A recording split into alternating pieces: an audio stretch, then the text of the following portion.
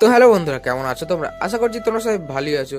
তো কলকাতায় এখন আছি, আর লিফটে করে প্রথমেই চলে যায় সেকেন্ড ফ্লোরে। আর সেখানে এখনো দেখি সাজানো গোছানো চলছে এই লজটার। আর এই লজটা কিন্তু আমার মায়ের মামার ছেলের বিয়ের রিসেপশনের জন্য বুক করা হয়েছিল। আর এটা হচ্ছে খাওয়ার জায়গাটা, মানে সবই সুন্দরভাবে সাজানো চলছে, মানে এখনো ডেকোরেশনে অনেক কাজ বাকি আছে।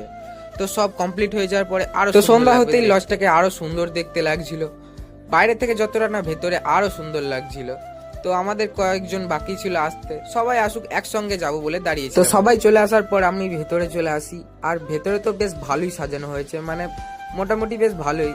আর এখানে আমরা সব গল্প করছিলাম দাঁড়িয়ে, আর মামা তো প্রথমেই আমি এক প্লেট মোমো নিয়ে নিই আর সেটাকে সুন্দরভাবে খেয়ে নিই, মানে খুবই সুন্দর করেছিল খাবারগুলো। তারপর আমার দিদা, মাসি আর মামা একসঙ্গে গল্প করছিল, আর এদিকে আমাদের দাদা অনেকদিন পরে সবাই একসাথে, খুবই মজা লাগছিল আমাদের।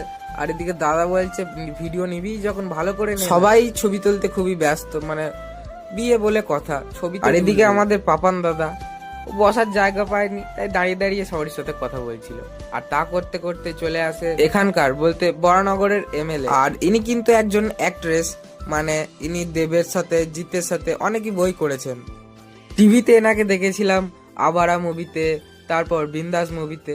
তো মানে চোখের সামনে এনাকে দেখে খুবই ভালো লাগলো। তো তারপর আমাদের মামিমা, মাসি, বুনি সবাই চলে আসে, মানে তাদের গাড়ি জ্যামে আটকে গেছিল, তাই তারা মিস করে গেল। সবাই খুবই হ্যাপি। আর এদিকে আমাদের তাতাই ভাই কিন্তু আমাকে খুব সাপোর্ট করে, মানে আমার সব ভিডিও দেখে, কমেন্ট করে, লাইক করে। আর ও কিন্তু নিজেকে আমার ভিডিওতে দেখে আরো খুব আনন্দ পাবে। তো তারপরে আমরা চলে যাই রাতের ডিনার করতে, আর খুবই খিদে লেগেছিল, অনেকক্ষণ ধরে ঘুরছিলাম তো তাই। আর ভিডিওটা আজকের মতো এতটাই, ভালো লাগলে লাইক করো, চ্যানেলটাকে সাবস্ক্রাইব করো। দেখা হচ্ছে নতুন কোনো ভিডিওতে।